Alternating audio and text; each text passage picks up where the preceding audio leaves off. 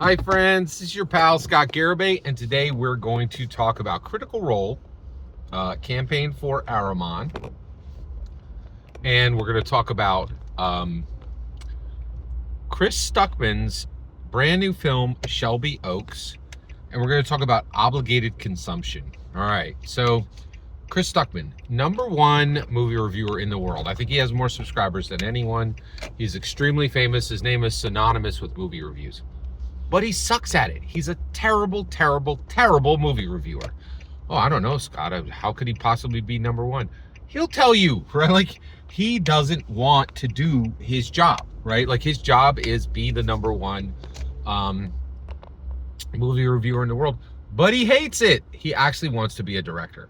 So for the last 5 years, he would not shut up about this movie, Shelby Oaks, right? Which, oh, I know how to make a movie. I'm going to make it right. And and I don't really, I know I'm the #1 reviewer in the world now, but I don't want to give a bad rating to a movie because soon I'll be a director. And like, it's just so I'm fascinated by this guy who will not shut up about his movie for the last 5 years, while he has the #1 slot in his job spot in the world, right?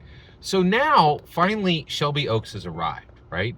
And it dropped into, I have the movie pass, so I could see, it doesn't, if I see 10 movies in a month, or if I see 2 movies in a month, it doesn't matter. It costs me the same amount, right?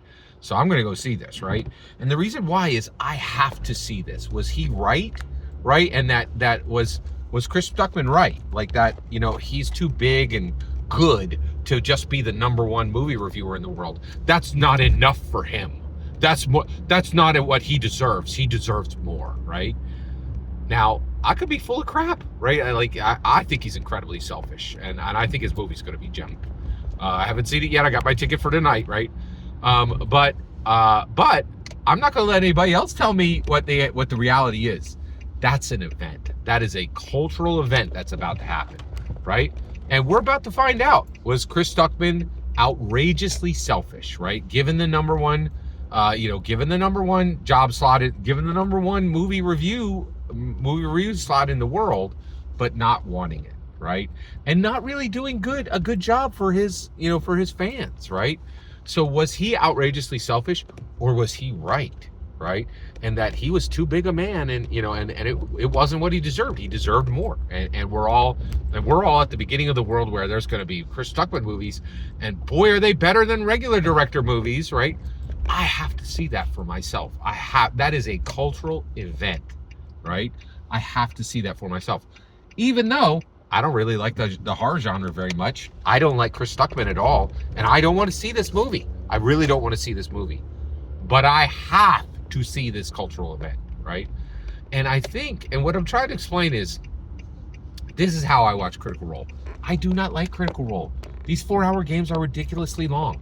They make way too many D jokes for me. I think overall Critical Role is really crass and rude, and they're crass. They're just crass and vulgar, often vulgar, right? Like Sam Riegel, #1 of all of them, right?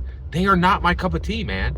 But I have to watch Critical Role. And the reason why is I love Dungeons & Dragons. And right now, the cutting edge of Dungeons & Dragons is Critical Role, right?